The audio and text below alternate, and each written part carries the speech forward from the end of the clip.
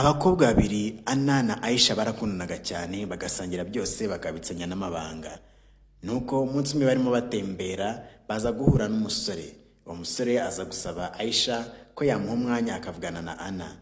Anna aragenda aganiraho gatoya na wa musore nuko aho ahindukiriye Aisha amubaza icyo yavuganaga n'uwo musore nuko Anna aramusubiza ati uriya musore rero yambwiye icyifuzo mfiteho cy'urukundo ngo yari yaramaze n'iminsi andeba nuko Aisha aza kubagirira ishyari ariko aryumaho ntiyabwira Anna uko bimeze.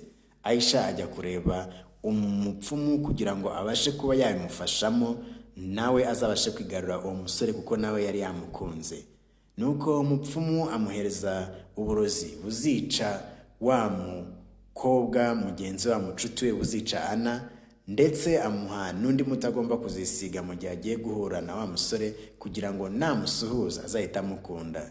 Nuko Aisha uburozi arabutahana ageze mu rugo aza kuzashaka umunsi aragenda abuhereza Anna. Anna ntibyatinze ahita apfa.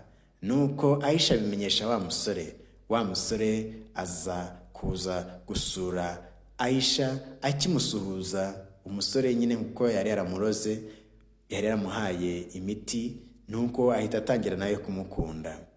Isomo rero twakuramo nuko mu nshuti zawe harimo izitishimiye iterambere ryawe, harimo izitishimiye yuko hari byiza wageraho. Mukundanye kubera yuko muri ku rugero rumwe ariko wamutambukaho gatoya bikamubabaza.